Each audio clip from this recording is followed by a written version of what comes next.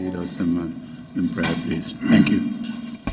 أعوذ بالله من الشيطان الرجيم بسم الله الرحمن الرحيم الحمد لله رب العالمين الرحمن الرحيم مالك يوم الدين إياك نعبد وإياك نستعين اهدنا الصراط المستقيم صراط الذين أنعمت عليهم غير المغضوب عليهم ولا الضالين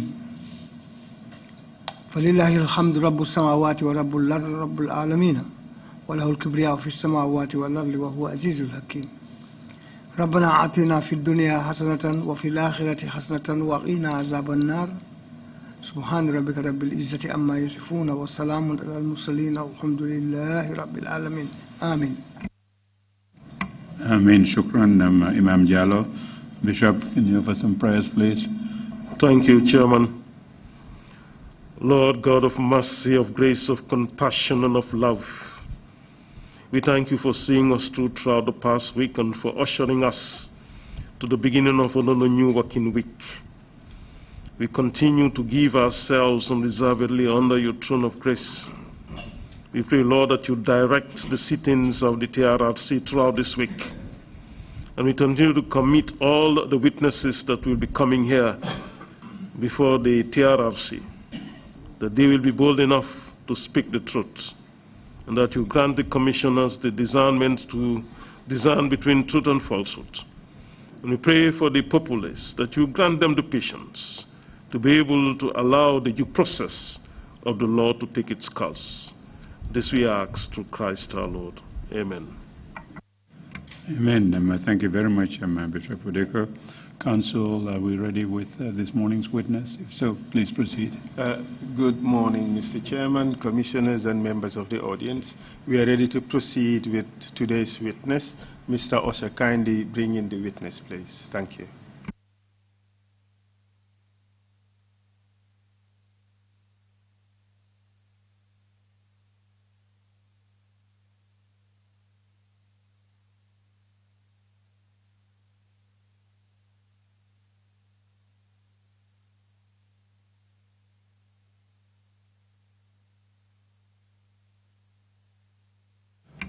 Council, I understand this morning's witness also is an expert witness.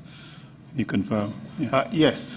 He is an expert witness on general medicine, including the clinical aspects of HIV/AIDS. Okay. But more significantly, we're calling him for his expertise on medical ethics.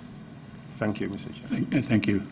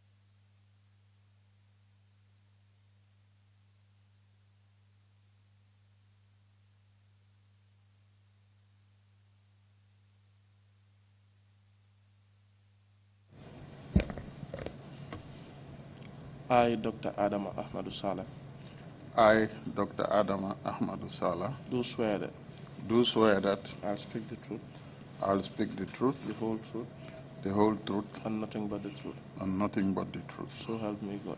So help me God. Thank you. Thank you, sir. Good morning, Mr. Sallah. Morning, And- State Council. And welcome to the TRRC. Thank you.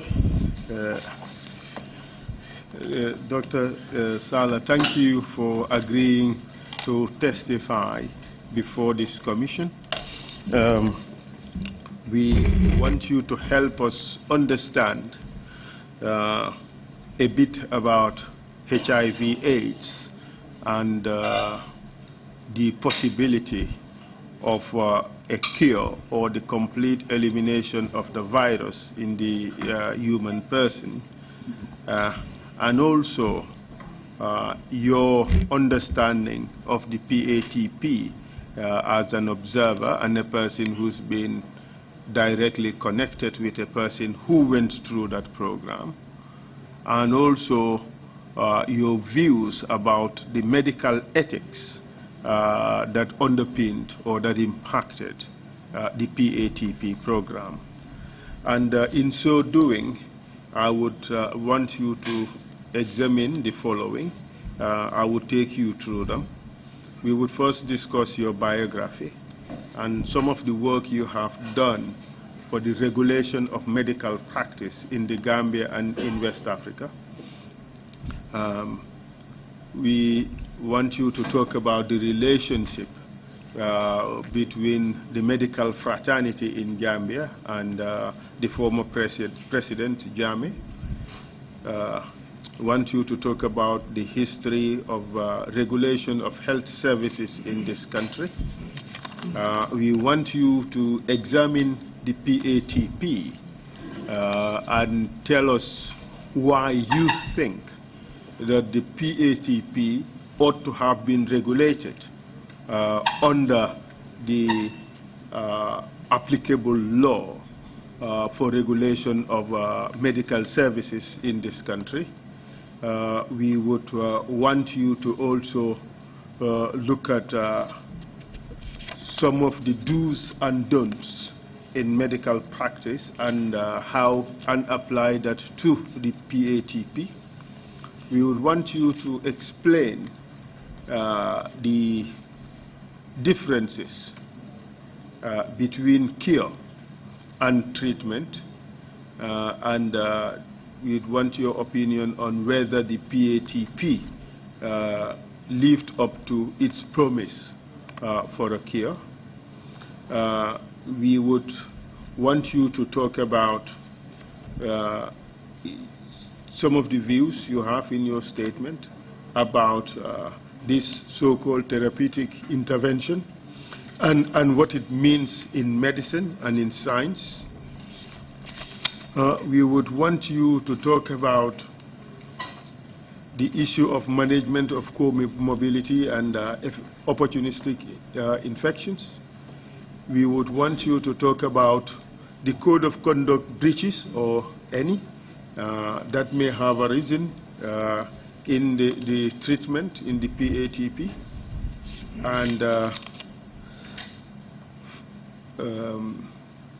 And we would want you to tell us some of the violations of the law that may have occurred. And we'd want your opinion on some of the explanations that have been given, such as that the staff of the PATP used to drink the medicine and the impact it had on them, as opposed to that is claimed to have had on victims. And finally, we would want your opinion on why the medical fraternity did not take any steps to address a situation one may describe as horrendous. Then we would give you an opportunity to make concluding remarks that you think would be helpful as we try to chart a way forward. Are you ready to help us with this long list of issues? Yes, sir. It sounds like a marathon, but I will give it my best shot. Thank you very much. I am certain that you very much equal to the task, and even better. Could you kindly give us your full names, please? My name is Dr. Adama Amadou Sallah. Date of birth? I was born the 19th of December, 1948. Dr. Sallah, I am looking in the boot. May we have Wolof interpretation?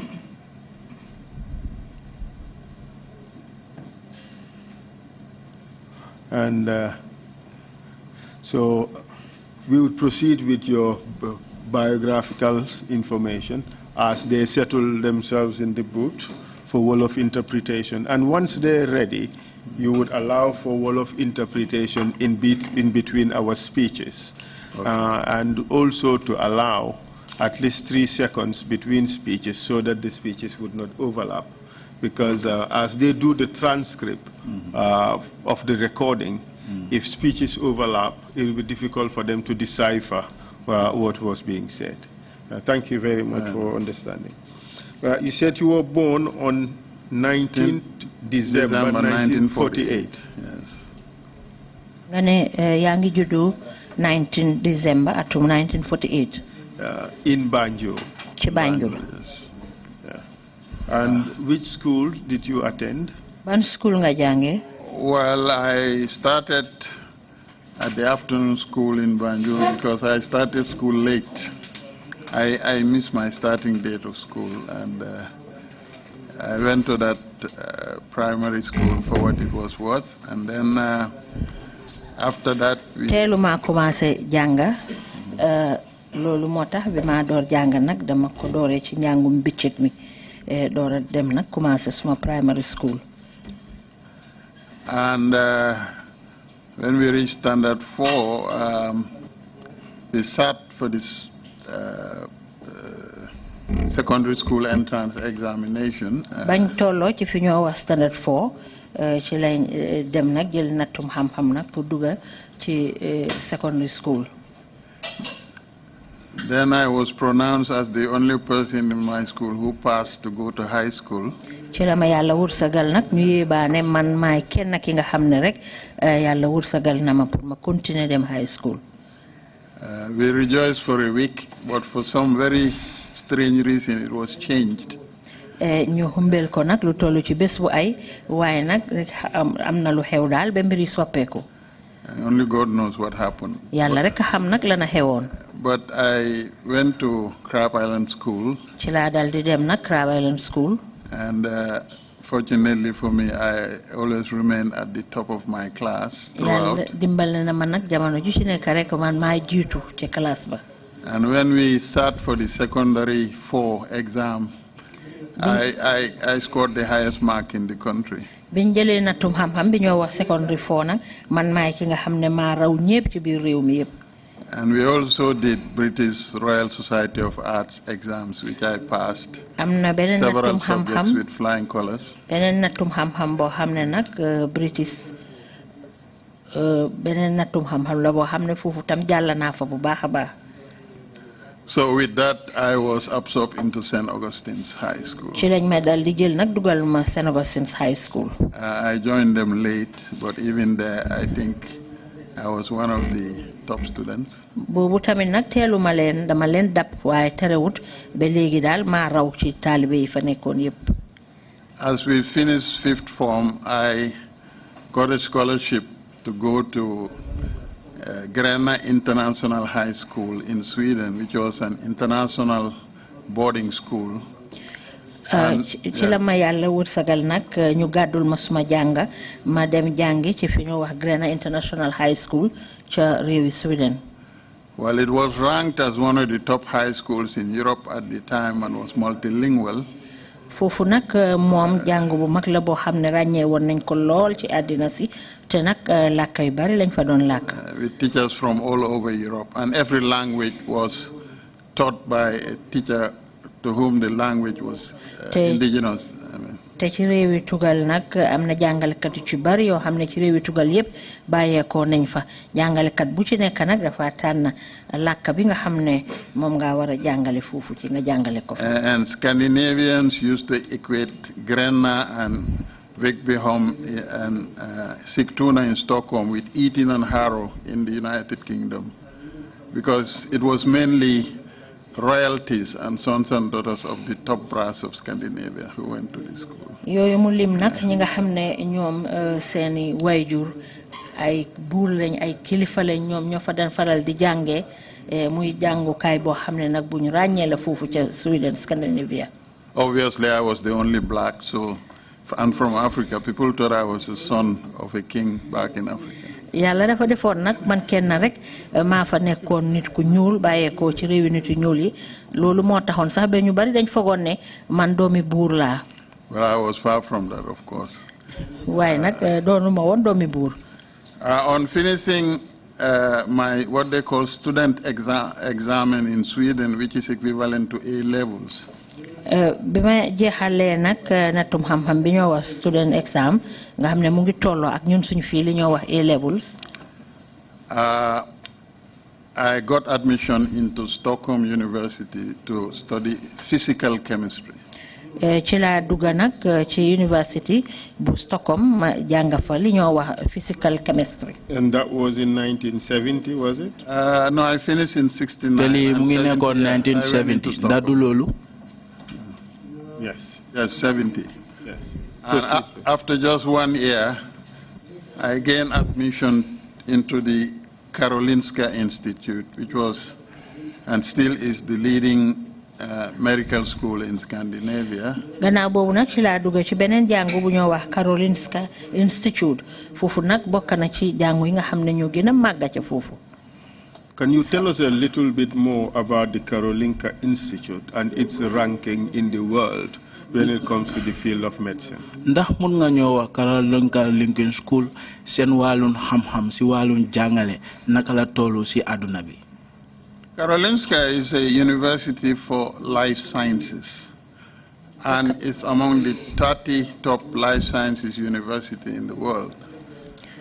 Karolinka bokk na ci ñi nga xam ne ñoo gën a kowe ci fànn bi ñoo wax life sciences bokk na ci fanweer yi nga xam ne daal ràññee nañ leen bu baax a baax ci bunta boobu. But its medical school waaye bunta la boo xam ne dañ fa jàng mbiri faj. is ranked as one of the top 3 in Europe and one of the top 6 in the world. bokk na ci buñ limee ñetta ci réewi tugal yi moom bokk na ci ñetta yooyu bu fekkee ne nag ci àddina si yëpp la buñ ci compté juróom-benn bokk na ci ñooñu. It's ranked together with the other 5. léegi nga boole ko ak yeneen juróomi. Harvard, John Hopkins, Cambridge, Oxford. I think those are the ones that are at the same level, more or less. waaye yooyu mu lim nag mooy yi nga xam ne tolloo na ak ñoom ci wàlli maxama comme juróom-benn yi lañ wax. yooyu mu lim ñooy juróom-benn bi. The Karolinka Institute is also linked to one of the most prestigious awards in the world. Could you tell us about it? Mu ne ndax Karolinka School dafa bokk ci school yi nga xamante ne ñoom ñoo gën a am award ci àdduna bi. Yes, it's the home of the Nobel Prize in Medicine and Physiology. And for those who know the Nobel Prize, this is the most prestigious award in medicine and physiology that every scientist, especially those doing research, are dreaming of getting. Waaw bokk na ci ñi nga xam ne ñoom la ñoo ràññee bu baax a baax am taranga yu mag yi ñoo wax Nobel Prize. Te foofu nekk na béréb boo xam ne tamit ràññee nañ leen bu baax ci ñi nga xam ne ñoo di def ay gëstu ci wàlli paj. And what qualification did you obtain yow ban at Karolinska? yow bi nga nekk woon Karolinska ban maxaama nga fa amoon si wàllum jànga? Well, in 1973, I got my Bachelor of Sciences degree. Sciences in Medicine degree, they call it. Atum 1973 ci la am nag li nga xam ne mooy Bachelor of Science boobu moom lañ ko ooyee maxaama boobu laa fa amee woon. And by 1976, I acquired my medical doctorate degree. Atum 1976 nag ci laa dal di am nag degree bi ñuy wax medical degree ci wàlli paj. Medical doctorate. Yes. My medical doctorate. And both qualifications at the Karolinska. Yes. Léegi dafa noonu yokkute bi sa wàllu njàng yépp si Karolinka nga ko amee. I was the only black man throughout my studies, and the first black person to enter that school. Waa loolu nag pugare gu rëy la woon ci man ndaxte man kenn rek maa fa nekkoon doomi nit ku ñuul te man maay njëlbeeni sax nit ku ñuul koo xam ne jàngee na Karolinka Institute. Quite an impressive achievement, Dr. Sallah. But kindly give us a brief rundown of your work history. Yéemu na trop si li nga xamante ne loolu nga am si Karolinka School waaye si gàttal nag ñu wax li nga xamante ne loolu nga def foofu noonu si Karolinka University. Foofu nga jaar ci sa wàlli liggéey. Before I do that, let me mention my postgraduate training because that's what qualified me to the work I did subsequently. La ma wax loolu nag xaaral ma wax gannaaw bu ma graduate ba pare fi ma jaar ndaxte loolu moo ma yóbbu ba fi ma xam ne foofu laa toll. Yes, I did my housemanship in the county hospital in Untitled for 2 years. It was unusual at the time because it was 1 year in most countries. Fun? Where did you do? Untitled in Sweden. It's a county. Okay. And that's where I did my high school too, interestingly. I did my high school for Fuchiyons County, Sweden. Then after that, I embarked on my specialization in pediatrics. Gannaaw boobu nag ci laa dal di jël na fi nga xam ne foofu lañ ma war a gën a ràññee ci wàllum pàcc moo di fajum gune yi. And from that was 78 up to 82, I got my Swedish specialist competence in pediatrics, which is equivalent to fellowship here in West Africa or in the UK. Atum 1978 ba 1972 nag ba 1982 ci laa am nag beneen ma xaama wi nga xam ne mu ngi méngoo ak li ñoo wax fellowship fii ci biir réew mi ci suñ boor yi jëkkee. Dr. Sallah, why did it take so long to have your specialist certificate? Dr. Sallah, lu tax mu jël dir lu yàgga bala nga am sa specialist certificate bi? Well, specialization in Sweden runs anywhere from 4 to 7 years, depending on the specialty. For some specialty, you do the fellowship first, and then you do an additional 2 years. Like if you want to specialize in certain areas of surgery, like neurology, you have to do the specialist training in surgery first, become a fellow, then you do the subspecialty training. But the minimum for specialization in Sweden is 4 years. Pour nga am nag li ñoo wax specialization mooy béréb boo xam ne dafa nga war a jublu pour sa wàlli faj ca réewi Sweden foog mu jël lu toll ci diiri ñeneenti at ba juróom-ñaari at pare nga dool see toftal nag yeneen yoo xam ne dina dem ba diiri ñaari at loolu moo tax nag waaye lu mu néew daal ñeenti at moom di nga ko ci def. You said in our system here, that is what would earn you the title of a fellow. Ngane fi si suñ système bi fi lol mo mëna tax be nga am mahama bu ñoo wa fellow. Could you tell us what it takes to be, for instance, a specialist in, let me just pluck one field from the air, like gynecology, obstetrics? What does it take to become a specialist in that area? Wahara matana ci ñaar rek melni su fekkee ne yaangi bëgg nek gynecology manam docteur jigen ñi ak yeneen bunta yo xamne fofu nga bëgg jublu ci sa wali faj lan la laaj pour nga mën ko def fi ci biir réew mi. Well, let me first say I was a member of the Postgraduate Medical Training Council for Pediatrics in the sub-region. Xaaral ma wax ne man bokkoon naa ci ñi nga xam ne ci tunda yi nga xam ne fii lañ dëkkee bokkoon naa ci ñi nga xam ne ñoom ñooy borom xam-xam yi nga xam ne ñoo doon gëstu ci wàlli fajum gune yi. wàllim jàngale ñi nga xam ne am nañ seen njëlbeeni degree ba pare. As you mentioned, first you do the undergraduate, which is 6 years. Comme ka ni nga ko waxee nag foog balaa ngaa graduate dina dem diri juróom-benni at. Then you do your housemanship, which we, the local council, has specified to 2 years. Nga def beneen bi nga xam ne ñoo housemanship bi ñoo wax ci sa wàlli liggéey te boobu dafa jël diri ñaari at. Then after that, you embark on your specialist training. First you do the primaries, the primaries exam, which covers the broad range of medicine. And if you pass that, that's a requirement for you to continue with your postgraduate training. bu ko defee nag boo jeexal graduate ba pare nag dafa am beneen boo xam ne yaa ngi koo jël primary exam natum xam-xam la boobu moom foog nga jël ko pour nga mun a continuer ci li nga xam ne moom nga war a jublu nag ne foofu la sa wàlli liggéey war a ci féetee.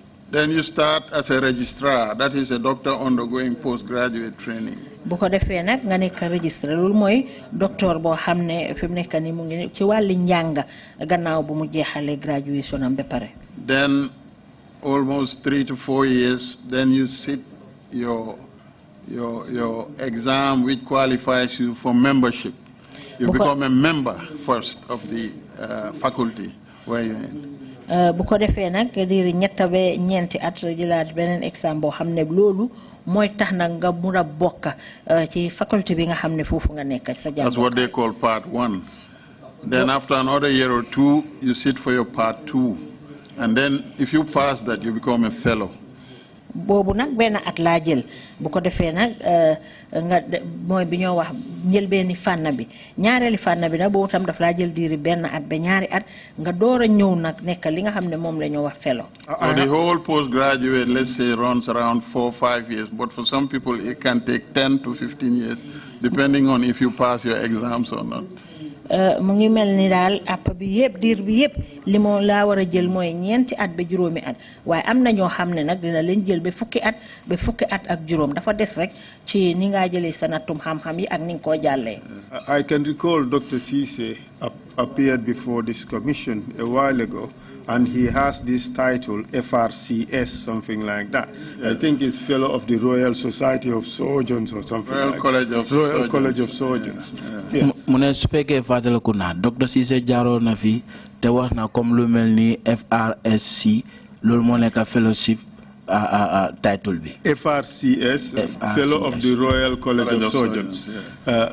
So what you've just explained is the process that he would have to go through to be able to earn that specialist title. Yeah. What corresponds to FRCS in the sub-region is you become a fellow of the West African College of Surgeons if you are in a surgical discipline, or you become a fellow of the West African College of Physicians if you are in a discipline of internal medicine like pediatrics, internal medicine and so on. Dafa am nak fànn yu ci bari nak pour nga war a nekk li ñoo wax FRCS dafa am ñaari fànn benn bi bu fekkee ne yaa ngi war a nekk koo xam ne xamee sojon la maanaam ñi nga xam ne ñoo di xotti yaram yi ak yu mel noonu dafa am fànn bu mu féetee am na beneen boo xam ne nag ci wàlli yeneen fànni docteur la xëj na nga nekk docteur yi xale yi wala docteur yi gune yi jigéen ñi ak yu mel noonu boobu tam beneen fànn la. In a sense, the highest titles that one can attain in the area of specialization is to become a fellow. Is that right? Yeah. Comme léegi fuñ toll nii li nga nekk di wax mooy bu fekkee da nga bëgg am mahama yu gën a kowe da nga war a pass li nga xamante loolu ngay wax nii moo nekk FRC pour nekk fellow. Although I may add, sometimes some people may want to conduct research in a particular area of their discipline, and they do postdoctoral training to acquire a PhD in that particular area. Wa ma yokk ci tamit ne mun naa am ñi nga xam ne ñoom def nañ seen degree ba jeexal ko bu fekkee ne bëgg nañoo yokka nag maanaam li PhD ak yooyu ñoom tamit dinañ war a jëlaa beneen at pour def ko. While PhD and fellowship, they are at par, they are on the same level. waaye nag PhD bi ak fellowship bi daanaka daal ñoo tolloo ma xaama. Do you belong to any of these organizations? Well, first, organization first I'm a fellow of the Swedish College of Pediatricians, one. Man nag fellow la ci Swedish College bu Pediatrician mooy ñi nga xam ne ñoo dee faj gune yi. But I also become a fellow of the West African College of Physicians. Ba tey tamit bokk nekk naa fellow ci West African College bu Physicians. And I would easily be ranked as one of the senior fellows. Te mun nañ ma boole nag ci ñi nga xam ne ñooy ñi gën a am maxaama yi gën a kowe foofu noonu. But let me also add, in my final year of specialization in pediatrics in Sweden, I did a postgraduate diploma in tropical medicine concurrently. And I ended up with a postgraduate diploma in tropical diseases.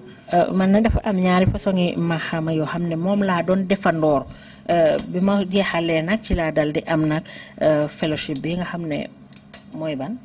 Tropical medicine. Tropical medicine.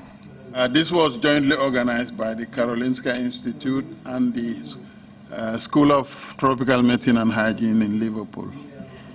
Bii nag dafa ànd ak ñi nga xam ne ñoo nekk ci Karolinka Institute ak beneen school boo xam ne mu ngi Liverpool ci Angleterre. mu ngi Liverpool foofu ci Angleterre. The course was held in Sweden, this particular. waaye nag njàng mi ñu ngi ko doon defee ci Sweden.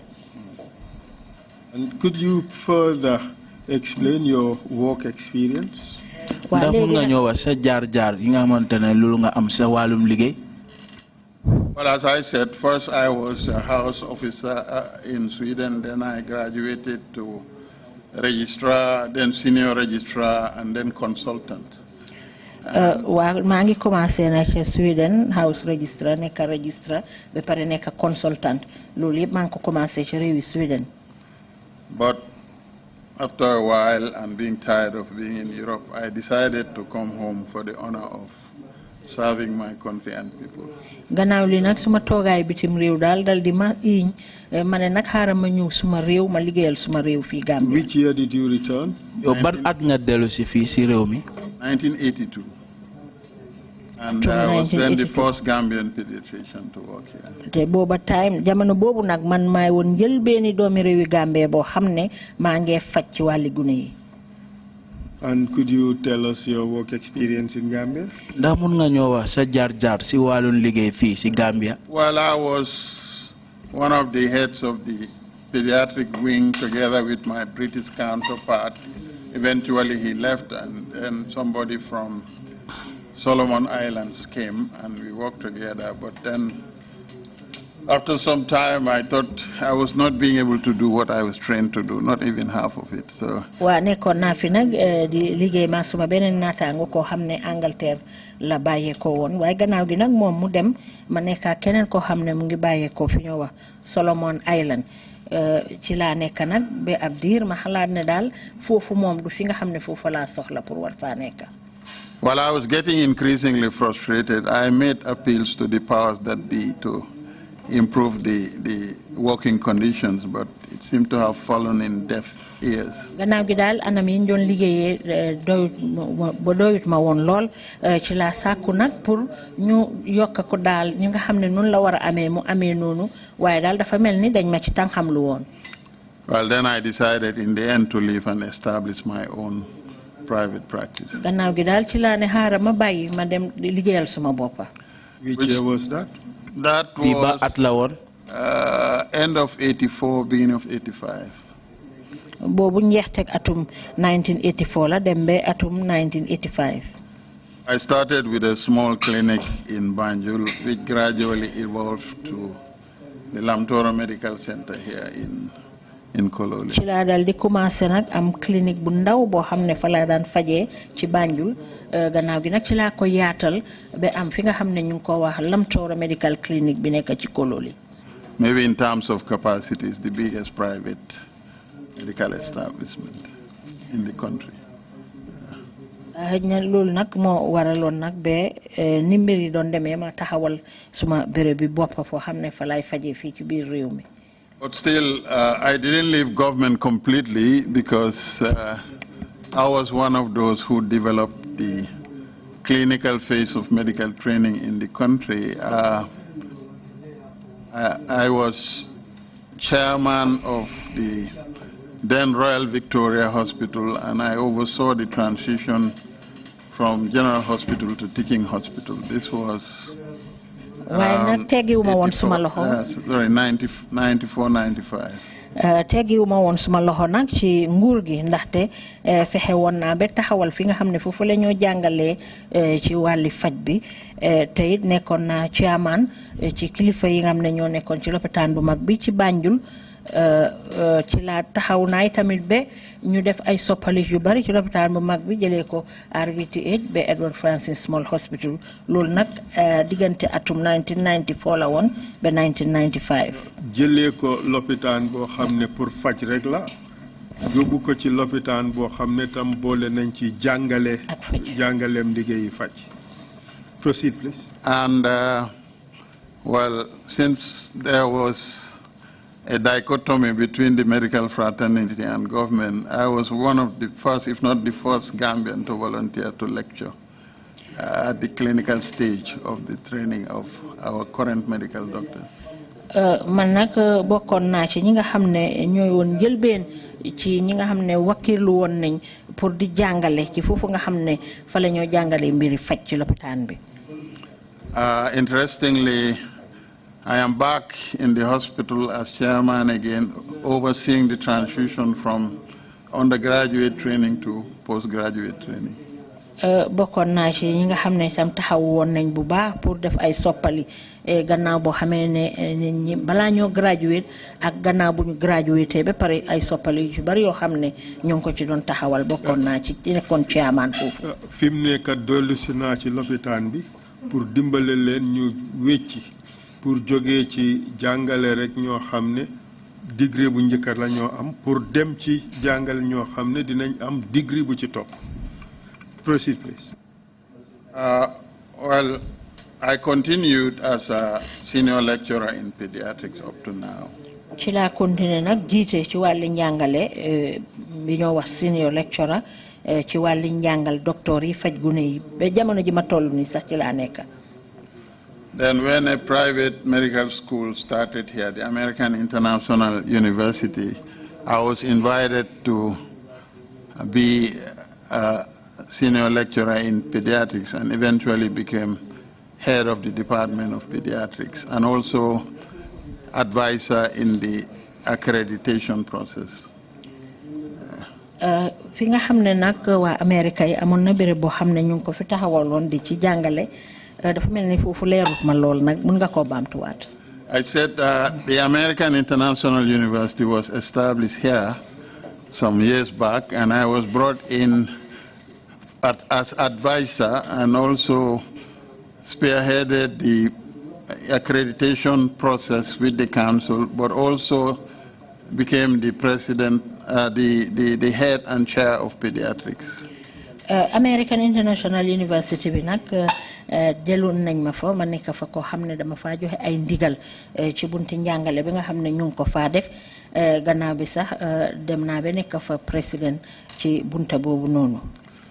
Then, of course, since ethics is one of the issues we are going to discuss, first and foremost, let me say I have always had a lot of interest in medical ethics, so I ensured that I was well grounded in ethics during the undergraduate training, but also during my postgraduate training.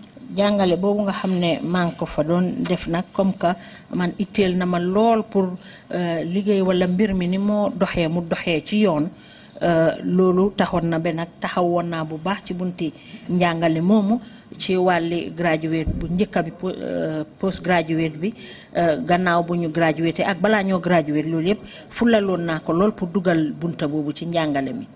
So when the Medical and Dental Council was formed in 1988, I was then nominated by the then Minister, Mrs. Louise Njai, to become a member of the council. bi nga xamee ne taxawal nañ medical and dental mooy ñi nga xam ne ñoo nekk ci wàlli faj bi ñi ci wàlli fajum buñ 1988 jëloon nañ ma nag boole ma ci council boobu noonu. I stayed in the council until 2000 when it was closed temporarily for up to 2 years because of a serious rift that developed between the government on one hand and the council on the other hand, especially with the then registrar, and I think we'll go into that later. ci laa fa nekk nag bañ daloon ko tëjagum ci atum 2000 ci ute boo xam ne daal amoon na ci diggante nguur gi ak li nga xam ne moo di registrar bi. And then in 2002, the council was reconstituted and I became its registrar. Gannaaw nag atum 2002 council bi ñu delloowaat ko ma dal di nekk fa nag li nga xam ne moo di registrar bi. And I remained as registrar up to 2013 when I left the council.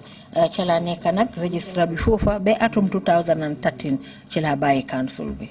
And during my period as registrar, I was given the honor and privilege to rewrite the Code of Conduct and Ethics of the Gambia. Before that, it was just a bare skeleton. I had to put flesh and blood on it. Jamono ji ma fa doon nekk nag ci laa dal di fexe nag ba bindaat li nga xam ne noonu la ñoo doxalee béréb boobu noonu ci wàlli jikko ak li nga xam ne moom la ci yoon santaane mu ñu jaarale ko ci yoon ma fexe nag ba def soppali yooyu bindaat ko foofu noonu. And whilst I was registrar, the West African Health Organization became interested in harmonizing codes of conduct and ethics for the ECOWAS sub-region. Bima fa nekkee nag West African Health Organization mu di ñi nga xam ne ñoo taxaw wàllu wérgu yaram ci Afrique sowu jant ci lañ dal di taxaw nag def ay soppal yoo xam ne ñu ngi ko def ci anam yi nga xam ne noonu lañ war a jaaralee liggéey bi ci bunti ECOWAS. So all the registrars of council of the ECOWAS region were invited to Ghana to present their respective codes of conduct and ethics. ñi nga xam ne registre yi nekkee ci gox yi yëpp nag ci lañ ñu oo pour ñu dem dajee ji ca Ghana ku ci nekk wone li nga xam ne yow binda nga ko pour feeñal ko ci wàllu liggéey bi. Well, at the end of it all, very much to my surprise, Gambia's Code of Conduct and Ethics was selected to be the model code of conduct and ethics for Anglophone West Africa. In the face of competition from Ghana and Nigeria, you know, these big countries. Ci ko loolu nag amoon na réew yu bari yoo xam ne réewi Gambie tase woon nañ fa ak ñoom réew yu mag demee ni Ghana Nigeria ak yeneen i réew waaye terewul nag bu réewi Gambia bi moom lañ tànn jël ko li nga xam ne moom lañ jël def ko mandarga gi pour liggéeyee ko ci wàlli Afrique sowu jant niñ ko soxlaa. I was given the privilege to chair this committee, this Anglophone committee, for about a 3-4 years period. ñu dal di ma jox taraanga gi nag pour man ma war a nekk ci njiiti toogu bi nag diiri ñetti at ba ñeneenti at. Well, the Francophones, they did a similar exercise, and then in the end, the two groups were brought together to harmonize the code of conduct and ethics for the entire sub-region. ñi nga xam ne ñooy réew yi làkk français ñoom itamit defoon nañ lu ni mel gannaaw gi nag ci lañ ñu dal di boole nga xam ne dinañ mun a liggéey taxawal benn boo xam ne dinañ ci mun a sukkandiku ci wàllu liggéey yi nga xam ne noonu lañ ko soxlaa ak ni mu war a demee fii ci Afrique. Do you recall which year the West African Code of Ethics was finalized? It was ndax fàttaliku nga ban at lañ finalized on West African Code of Ethics Conduct? It was finalized in April 2012, and it was done here in Banjul, actually. ñu ngi ko defoon weeri April atum 2012 te Banjul bii lañ ko defee woon. And the job was considered so successful so that other regions of Africa were trying to emulate. Liggéey bi nag demoon na kanam lool ci ni nga xam ne noonu lañ ko soxlaa dafa taxoon ba sax yeneen tunda yi nga xam ne ñoo nekk ci réewi Afrique ñu ñëwoon di roy ci ñun. I was also part and parcel of harmonizing undergraduate medical training in the sub-region. Bokkoon naa sax ci ñi nga xam ne taxawaloon nañ li nga xam ne mooy jàngale ñi ci graduate bu njëkk bi anam yi nga xam ne moom lañ doon jàngee fii ci biir Afrique bokkoon naa ci ñi ko taxawal. Me and Professor Nyan, the current CMD of Edward Francis Teaching Hospital, that were members of that committee. Man ma Professor Nyan di ki nga xam ne mu ngi nekk Edward Francis School Francis Small Hospital ñun ñaar ñooy ñi nga xam ne ñoo ko taxaw woon. That has also been done with resounding success. As a result of it, again, other regions in Africa are trying to emulate that. Loolu tamit sax taxawoon nañ ci ba nga xam ne yeneen gox yi nga xam ne ñoo nekk réewi Afrique ñu ngi ñu doon jéem a roy ngir ndam ak njëm kanam gi nga xam ne moom lañ ci amoon. Wealth of experience, Dr. Sallah, both in terms of the practice of pediatric medicine and also medical ethics. Jërëjëf Dr. Sallah ci taxawaay yu am solo yooyu nga xam ne yaa ngi ko jël ci wàllu njàngale ak mbiri liggéey fajam gune yi ak li nga xam ne mooy yoon yi ñu war a jaar ci wàlli faj. Could you tell us briefly the relationship between former President Jammeh and the medical fraternity in Gambia? Ndax mun nga ñoo wax ci gàttal diggante président bu fi nekkoon di président Jammeh digganteem ak ñi nga xamante ne ñoo doon faj fii ci réew mi fii ci Gambia digganteem ak ñooñu. Well, it was a very, very strained relationship to a point where the former president had a disdain for the medical fraternity. I'll explain why. Diggante la boo xam ne bu ñagasoon la ci diggante président bi ak ñi nga xam ne ñooy fajkat ñu nekk fii ci biir réew mi te ci kanam nag dinaa la wax lan moo ko waral. Number one, when Jammeh and his cohort carried out the coup in 1994, ca njëlbeen président Jammeh ak ñi mu àndal defoon nañ coup d'état. The medical fraternity, through its association, were the first to declare the coup illegal, that the young officers should go back to barracks. ñi nga xam ne ñoo nekk ci wàlli faj bi ñooy ñi nga xam ne ca njëlbeen ñoo njëkk a ŋàñña coup d'état boobu te sàkk woon nañ ci ñoom ne nañ delluwaat ci barracks bi. And of course that didn't go down well with Jammeh and his cohort. te loolu nag neexutoon Jammeh ak ñi mu àndal. Secondly, when Jammeh came up with the idea to set up a medical school, I think it was suggested by Fidel Castro because they were just sending doctors, and he suggested that maybe Gambia should look into establishing its own school. bi nga xamee ne na Jammeh xalaat na nag pour taxawal school boo xam ne fa la ñoo jàngalee ñiy faj ci jamono jooju ak moom Fidel Castro. There was a difference of opinion as to how the school should be established between Jammeh's government and the medical fraternity.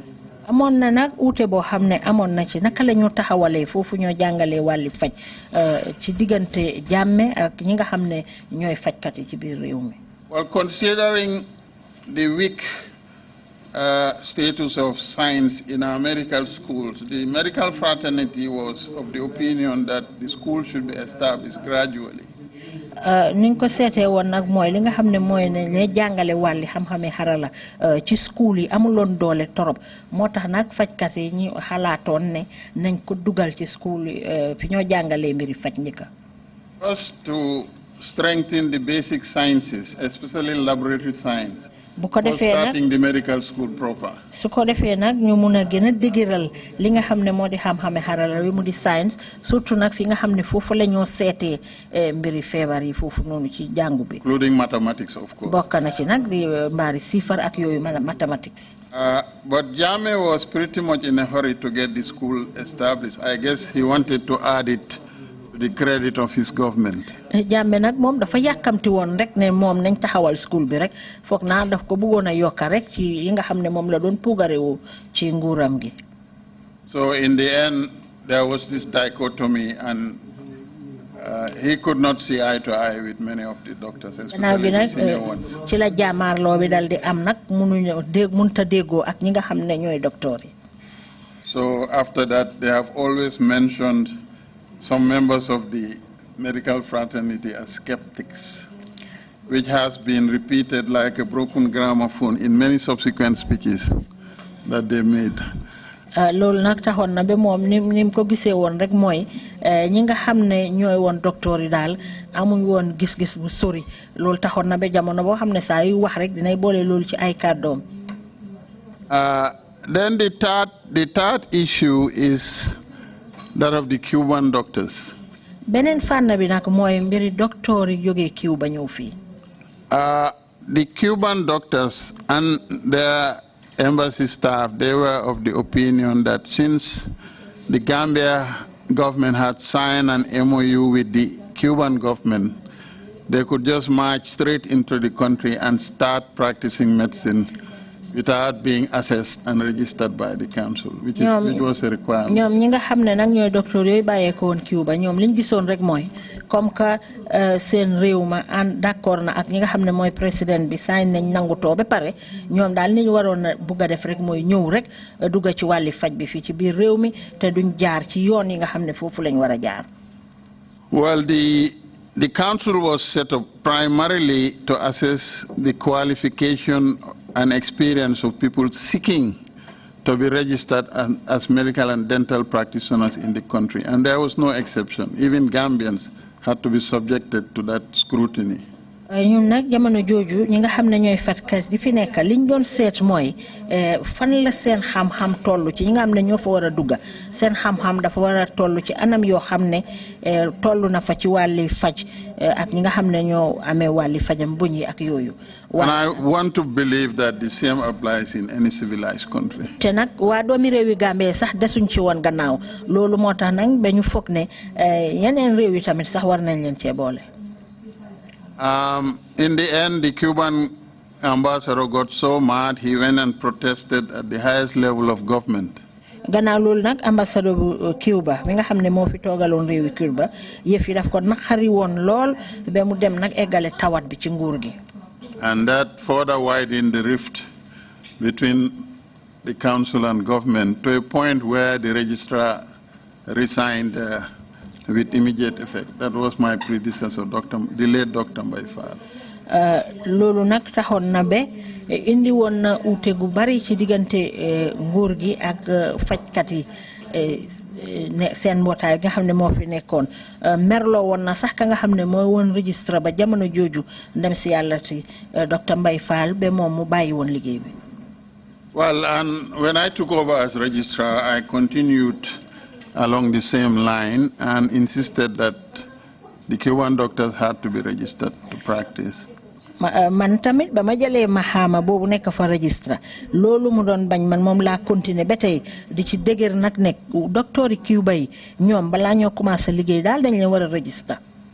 And when government realized that council would not relent, they sent me a bunch of CVs of the doctors who are here. nguur gi nag bañ xamee ne fi mu nekk nii council bi ñoom yoxewuñ dara ci loolu nga xam ne moom lañ wax ci lañ commencé nag di ma yónnee ay kayit yoo xam ne ñu ngi cee wone ay njàng fi nga xam ne fa la Cuban docteur yi seen njàng toll ñu ko wax CV. But the fact of the matter is nobody is registered on the basis of CV, which is prepared by the different individuals. waaye nag dëgg bi mooy duñ dee nangoo jël kenn registre ci ay kayit yoo xam ne rek dafa am nit yu ko bind rek indi ko muy CV. You have to submit a certified copy of your original diploma, medical diploma. foog nga wone kayit boo xam ne wéral na lool ne jàng nga mbiri faj bu baax a baax te loolu dafa nekk original ba muy ca ba jiitu du nekk kayit yoo xam ne dañ koo bind rek ñoo tegal ñu ko. And where the diploma is not in English, we demand a notarized copy of the translation. te su fekkee ne nag diplôme boobu ñu jox nekkul ci angale dañoo sàkku nag ne na nekk kilifa boo xam ne ku ñu ràññee la moom moo ko war a nangu ba pare sign ko. Well, we continued in the same manner, and until I left the council, they were not fully registered. Some had just started registering, and I don't know the status now, but I want to believe that there's still some of them practicing without being licensed to practice in the country, which is a contravention of the law. Benjamin Jama fa baye ko nak bentay nekkuñ won ñoo xamne bindu won nañ am nañu neew nak ñoo xamne bindu won nañ te orna mané fim nekk ni be jamono ji am nañu fa nekk yo xamne liñ soxla won pour wara dugg ci wali faj gi amuñu ko. And in the event anything adverse would happen, the patient is not protected and neither is the doctor. te lolu nak fekkee ne mu ngi am ki nga xamne modi jarak bi aaruñ ko te docteur bi sax mom tamit aaruñ ko. And if they get to a court of law and meet people like those sitting here on my left side, they will give them a very, very hard time. te nak buñ jàkkaarloo ak ñi nga xamne ñoo nekk ci wàlli luwa bi ñooñu dinañ leen jox jafe-jafe lool. So that's the situation. So all these three occurrences created a rift between government and the medical fraternity, and by extension, the council and the association. Non la mbir yi demee nag loolu moo continuer di gën a yokka ute bi nga xam ne moo nekk ci diggante nguur gi ak ñiy faj ak it ñi nga xam ne sax ñoo nekk ci council bi. But after Jammeh left, of course, we have worked on mending fences, and I think a significant improvement have occurred during the past couple of years. waaye nag gannaaw bu fi jàmm bàyyeekoo nag ñu ngi taxaw nag jot na pour seet ne li nga xam ne moo ci jéngoon ñu jéem koo jagaraat. But even at the time of Jammeh, the council was deprived of subvention during some particular period. ne si jamono Jammeh sax council bi ayoon nañ leen pour ñu mun a am si li nga xamante ne mooy mun naa nekk si wàllum dépasse si jamono Jammeh sax. Well, yes, one can say that under normal circumstances, the councils are supposed to receive subvention from government. Waaw loolu nag amoon na ndaxte ji fi jamono Jammeh sax council bi waroon nañoo am koppar yoo xam ne dañ leen ko jàppale ci jamono jooju. In the Gambian context, it's like $150,000 per year. ci wàlli Gambia dafa meloon ni at mu ci nekk waroon nañ leen a jox lu toll ci téeméer ak juróom fukki junne ci xaalisi angale. But whilst the Nurses and Midwives Council, who were in their good books, were receiving their subvention every year, ñi nga xam ne nag ñoom seen ay nit lañ woon ñooñu am na ci ñoo xam ne ñu woon ci council bi ñu ngi doon jot li nga xam ne moom lañ leen a dimbalee ci wàlli koppar ci wàlli dépasse. ñooñu nekkoon ay nurse ak ñi nga xam ne ñoo dee dimbale jigéen ñi suñuy waaja wasin ñooñu seen mbootaay gi ñu ngi doon jot xaal koppar googu nguur gi waroon leen a jox waaye nag docteur yi ñoom jotuñ woon ko. Until I left the council, I think we received subvention only twice, at the very beginning, and when council was reconstituted with a lot of hassle, not for want of trying, but they never responded positively, whether it was by this default or by design, I don't know, but they didn't support the council. ñoom nag ba ci jamono jooju sax benn tey jàppale wuñ council bi ci li nga xam ne noonu lañ leen a war a dimbalee xaw ma nag ndax luñ tey la wala luñ teyut la waaye daal ndimbal gi ba tey egsiwut ci council bi. And then in addition, if you look at the Ministry of Health's recurrent budget, a provision is always made for paying the salaries and allowances of council staff.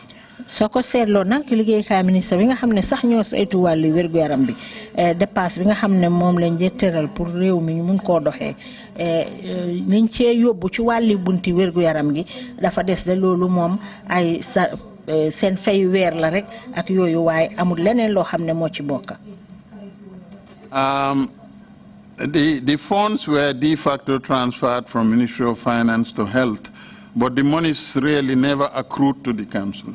Dépasse bi moom dañ ko toxal jénnee ko ci liggéeykaay bi nga xam ne ñoo saytu wàllu alal réew mi yóbbu ko ci ñi saytu wàllu wérgu yaram bi waaye dëgg-dëgg du daan egsi ci council bi. Council had to try to manage with its very meager resources. Council bi daal ñoom liñ doon wéyee daal mooy am néew boo xam ne daal moom lañ doon demee. Which is very, very, very different compared to other councils in the sub-region that are seeded an office building, the subventions are paid, salaries and everything. They even provide a vehicle for the registrar and senior staff. And during my utee na torop sax ak suñuy naataango yi nga xam ne ñoo nekkee ci Afrique yeneen boor yi nga xam ne ñooñu tabaxal nañ leen jox nañ moto sax registre bi ak ñi nga xam ne ñoo council bi utee nañ ak ñooñu daal ñoom liñ soxla yépp li leen nguur gi waree jàppale na leen ko. I can say here that during my entire period as registrar from 2002 to 2013, I was not paid a single butut.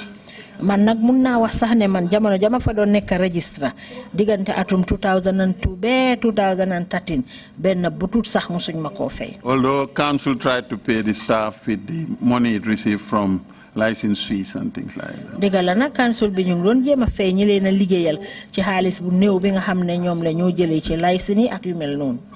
It got so bad that when council was allocated a plot of land to build an office, it didn't have enough money to fence it, so I had to personally subsidize. Tollu woon na jamono joo xam ne métti woon na ba nga xam ne sax pàkka biñ joxoon council bi pour ñu sampa fa mënuñ ko woon a sampa man ci suma boppa sax am na ay ndimbal yoo xam ne dugal naa ko ci. But as God the Almighty would have it, we contacted many institutions, including GAMWORKS, and GAMWORKS was initially reluctant to finance an office for us, but after much cajoling and when I presented a draft sketch of the building and its functions and so on, the engineers and architects became increasingly interested, and eventually even the management, the senior management of GAMWORKS, and in the end, they agreed to fund it. Demoon nañ sax waxtaan fexe nañu ay waxtaan yu bari yoo xam ne def nañ ko ak waa GAMWORKS ca njëlbeen sax ñoom sawaruñ ci woon lool waaye gannaaw gi nag ba ma bindee won leen sampa gi ni nga xam ne noonu la war a mel ci la nag ñi nga xam ne ñooy ingénieur GAMWORKS ak seen architecte yi ci lañ dal di taxaw nag pour taabal seen ndimbal ci tabax boobu noonu. ak njiit yi fa nekkoon tam pare nañ pour dépasse tabax bi.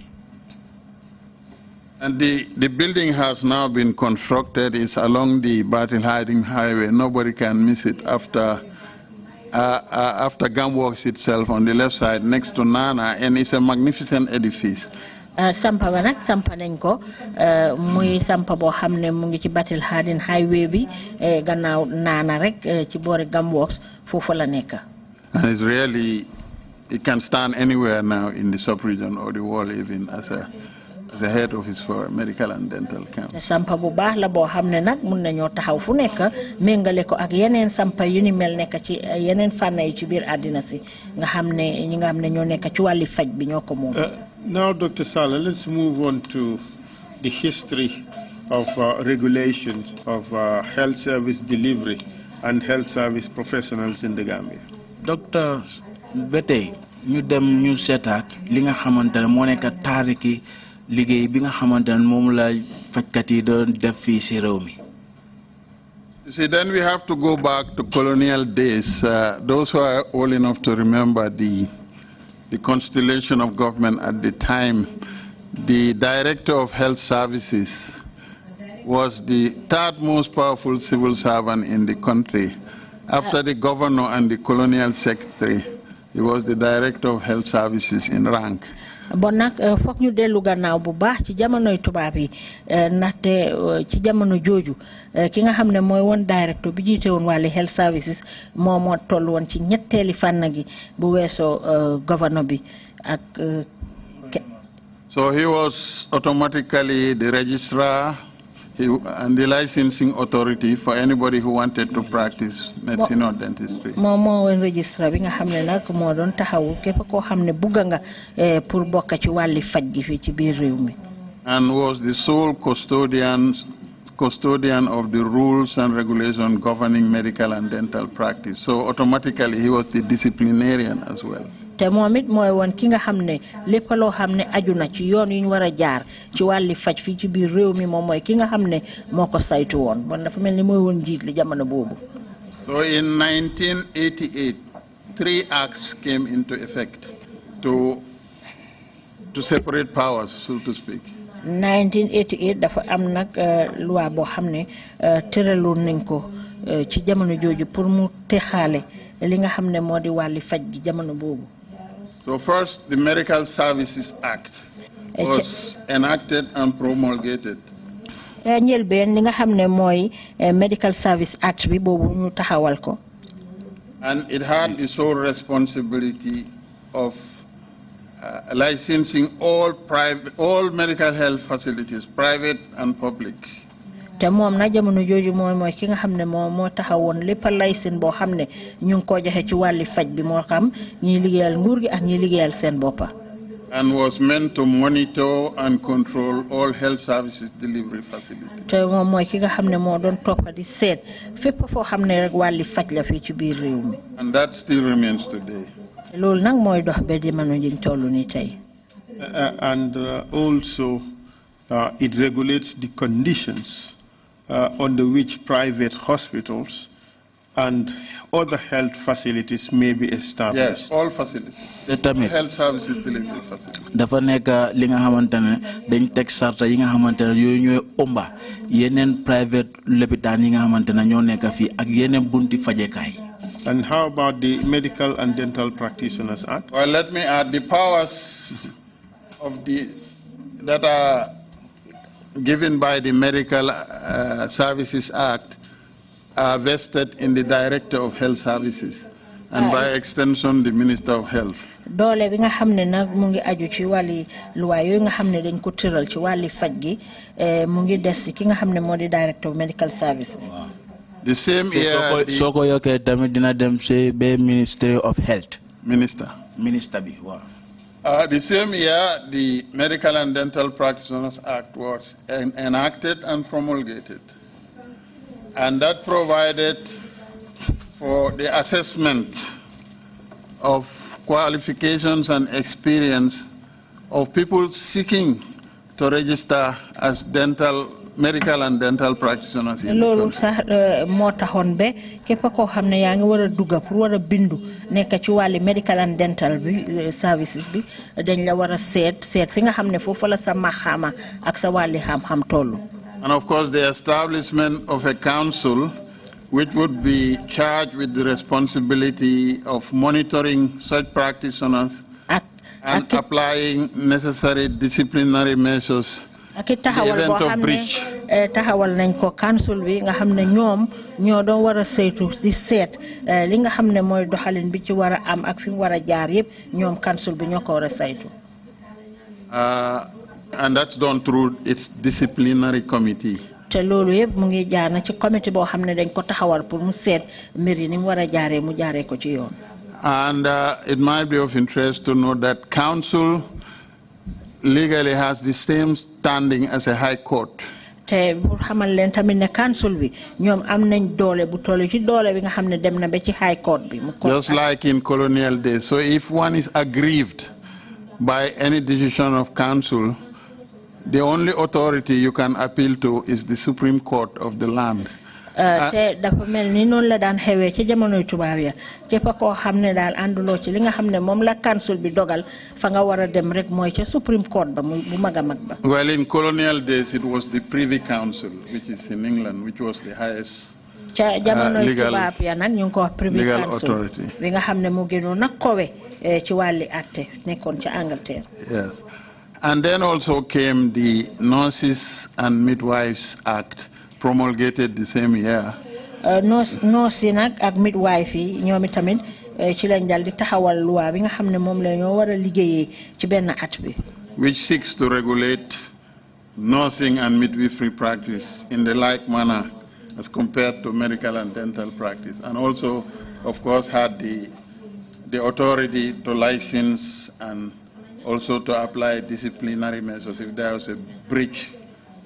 moo tax nag council boobu bu noos yi ak ñi nga xam ne ñooy dimbale jigéen ñi toll ci wàllu jur ñoom ñoo medical and dental bi dafa mel ni ñu méngale ñu tolloo ci anam yi nga xam ne noonu la ñoo liggéeyee.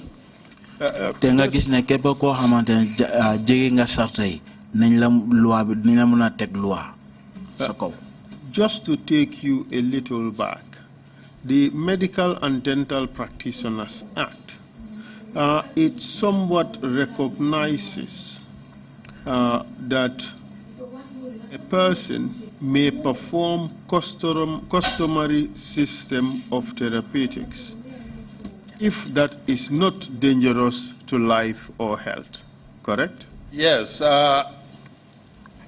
Council recognizes customary system of therapeutics if it is recognized where the traditional healer lives, let's say in his village, and is recognized by people who are resident there.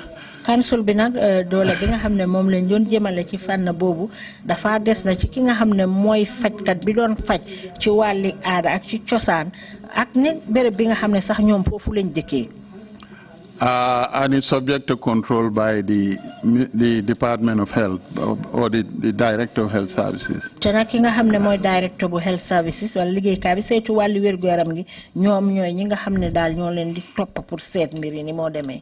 But that being said, this provision of the Medical and Dental Practitioners Act doesn't give anybody to practice a customary system of therapeutics which is dangerous to life and health. That has to be underscored. Waaye nag council bi loolu nga xam ne mooy luwaa bi ñu tëri aarut kenn koo xam ne dina def wàlli faj ci ay anam yoo xam ne dina indi loraange ci seen biir. In fact, section 42 of that act says that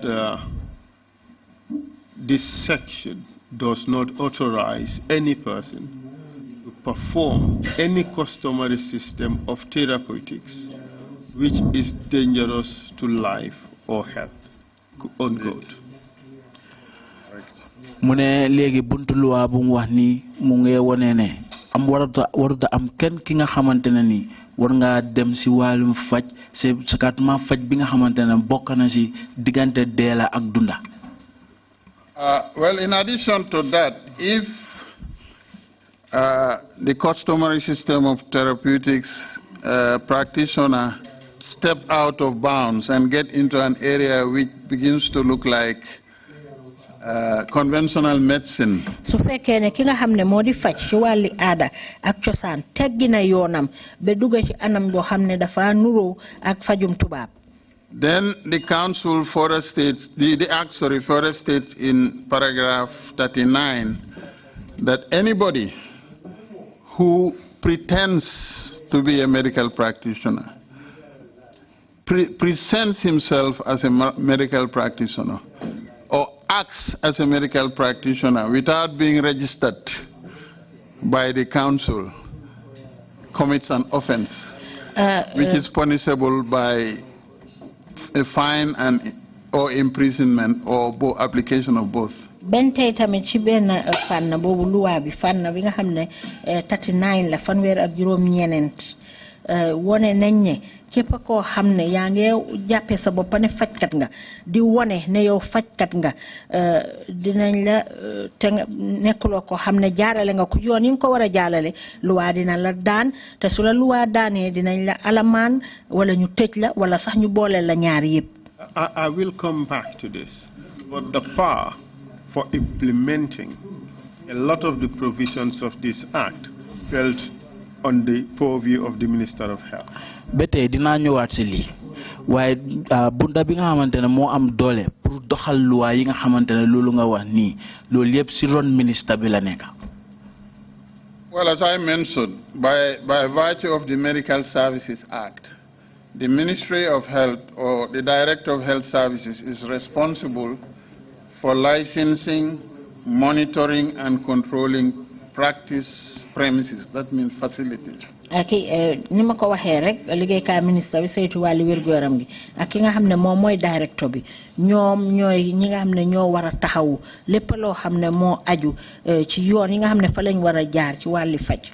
But when it comes to licensing, monitoring, and controlling medical and dental practitioners, that authority is solely vested in the Medical and Dental Council by virtue of bu fekkee ne nag joxe licence la ak saytu ak topp ak jox leen ndigal ba nga xam ne war nañoo dox seen liggéey faj ci biir réew mi loolu yëpp nag mu ngi aju ci council bi nga xam ne ñooy Medical and Dental Council bi. Thank you very much, Doctor, for that. Now we have to... Council, can I just interrupt you for a second? Can you submit that act as an exhibit? It's a very important provision that you just read. You probably you were planning that anyway. Yes, but the Commission may, in its deliberations, look into any act that may apply. So it would not be necessary to submit it as an exhibit. So the Commission should be free at any time to look at it, whether it's an exhibit or not. Fine. So, can your staff then yes, we will make them available. Yes, we will make them available. Thank you, Mr. Splendid. Chairman. Thank you. Thank you for that. May I, Mr. Chairman, also add, the Act actually, as it stands, is what you will find in the statutes of in the law books. At verbatim, what's in this Act you find in the law books of this country. So it's de facto part and parcel of the law. Yes. ak bi moo nekk bunti loi bi nga xamante ne loolu lañ defar boo xoolee suñ loi bug bu mag bi di nga fa fekk loi yi nii ñu fa yëpp benn la. But it might also, I may also add that you have the Act on one hand, but then you also have the codes of conduct and ethics which regulates the profession, how it is practiced. So these are the two instruments, of course with the standing orders and rules and regulations that Council uses for its activities. Ding fa am loi bi nak ba pare ding fa amit benen bo xamne lolu moy woné yoon yi ak sarta yi nga xamne fa lañ wara jaar pour mëna doxal liggéey bi lolu yépp ay ñaari fan la yo xamne ki nga xamne mo nekk ci wadi faj bi ci bunta yoy ci la wara sukkandiku. And that is exactly the area I was going to go to ask you to tell us briefly about these codes of conduct and ethics. What are they generally? Si fanna bobu la bëggoon a laaj sax léegi fuñ toll ni sarta yi nga xamante ne loolu nga wax comme luñ ko dee doxalee si wàllum liggéey léegi bëgg nañ nga wax ñu foofu tuuti. First and foremost, I may want to say and really underscore that the codes of conduct and ethics were designed not to protect the practitioners, but primarily with the intention of protecting the patient and the public. Wa lima wax ni moy yoy nga xamne dañ ko bind nga xamne fajkat bi ci la wara jaar mu nekk liggéey bo xamne moy yoon yi wara sukkandiku emale wuñ ko rek pour ci ñi nga xamne moy fajkat bi pour mu aar ko waye dañ ko yobbu be nga xamne dina aar ñi nga xamne ñom la faj tamit. So there is a set of ethical statements that has been made by the medical profession, not only in Gambia, but worldwide. Amna ay kàddu yoo xam ne nag def nañ ko mu aju ci wàlli faj bi boole nañ ko ci emul rek ci biir réewi Gambia waaye nag ci yeneen fànn yi ci àddina si. Which every medical and dental practitioner must subscribe to and observe in its fullest extent. Te képp koo xam ne nag yaa ngi nekk ci wàlli faj bi dang ci war a sukkandiku ci sa wàlli liggéey ci anam bu mun a doon. And it would help to guide the practitioner as regards his interaction with his colleagues, nurses and other paraprofessionals, but more importantly, his interaction with patients and the public at large. Lii nag dafa aar dafa gunge ki nga xam ne moo di fajkat bi dimbale ko ci anam yi nga xam ne noonu la war a jëflante ak liggéeyandooram yi jëflante ak noos yi emut foofu rek ñi nga xam ne sax ñooy ñi feebar ñu war leen a faj. So, I mean, medicine is probably one of the most regulated professions. It is regulated to the minutest detail. Even your dress code is regulated. Wàlli faj daal foog naa ne bokk na ci benn boo xam ne liggéey bi lu ci nekk rek dañ ko jaarale ci yoon boo xam ne ci nga war a sukkandiku yëre yi nga sol sax dafa am noo xam ne noonu nga ko war a sol. So as I mentioned, the interaction between different players is well regulated. The issue of confidentiality, the issue of privacy, and when there is a breach of professional conduct, how it should be handled, the process. The due process it had to go through to the end and so forth and forth. So really, it's a lot. loolu yëpp dafa jaar ci yoon ci sekkare bi ak ci óoluwante bi ak ci jëflante bi lu ci nekk dafa am ci yoon yoo xam ne foofu lañ ko dee teg ci wàlli faj bi. Even the issue of things like torture and all those things, research and so on, everything is regulated by the Code of Conduct and Ethics.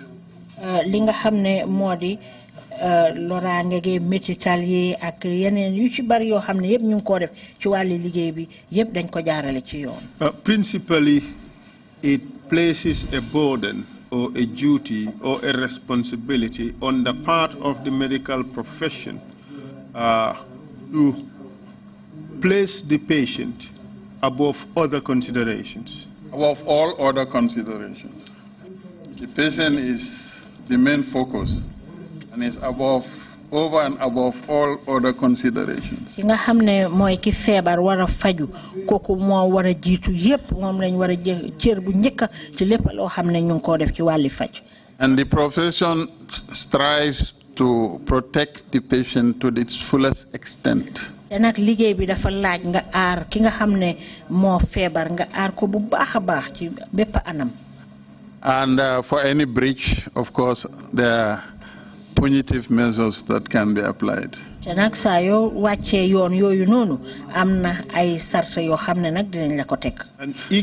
of the law, of course, is no excuse.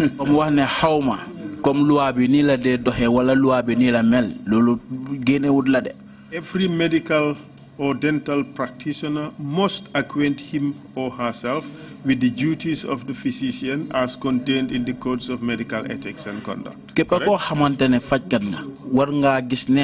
Def sarta yi nga xamantene loolu lañ teral ci walum faj nga gis ne xam nga ko nga bolé sa bop ci loolu nga doxalé ko non comme nu tégué ci sarta. If I may add, it even extends beyond your practice per se.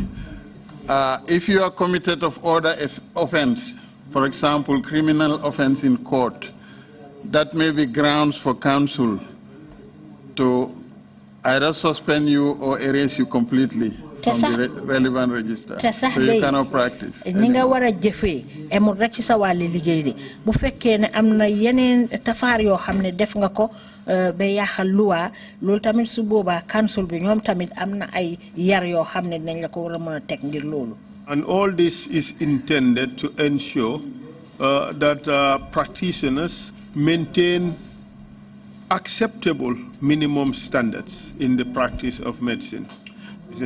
Mo nekk ne képp koo xamante ne da ngaa faj nga tax nga def faj bi si anam bi nga xamante ne noonu lañ ko xamee faj bi noonu la war a demee ndax du loolu. Yes, and this is not only a Gambian thing, this is universal actually. Lii sax amul rek ci réewi Gambia rek de àddina bi yépp la wër. If you look at other codes of conduct and ethics in the world, there are great similarities. So ko sété ci yeneen fànn ci biir àddina si ci yeneen boor yi ci àddina bi ñoom tamit benn anam bi la ñoo doxee benn yoon wi la ñoo jaarale seen wàlli liggéey. And they all set out standards on the interrelationship between individual practitioners, their colleagues, patients and other health professionals and the public at large. Indeed. ñoom tamit taxawal nañ li nga xamante mooy standard ñoom seen diggante ak ñi nga xamante ne ñooñu la ñuy faj ak ñi nga xamante ne noonu la ñuy liggéeyal ak seen askan bi si seen boppa. On that note, Dr. Sallah, let me just add, please. Yes, okay. And internationally, it's so intertwined now. You cannot commit a crime or a misconduct in one country and run to the other. If you go to any country for licensing, you are supposed to submit a certificate of good standing from the council of the country where you last practiced. So you can run, but you cannot hide. Te sax dafa am déggoo boo xam ne def nañ ko suñ diggante ak yeneen fànn yi ci àddina bi yépp nga xam ne boo defee fii dara sax nga daw dem ci beneen réew ci àddina si foog nga wone këyit boo xam ne mooy mun a wone sa taxawaay déggoo boobu am ne suñ diggante ñun ñëpp. te loolu tekki na ne mun ngaa daw waaye mun loo nëbbu. Thank you. On that note, we take our first break and we return, Mr. Chair. Fuñ toll nii dañ bëgg a dem noppaleku waxtu wa noppaleku bi jot na mooy fanweeri minute buñ dee noppaleku.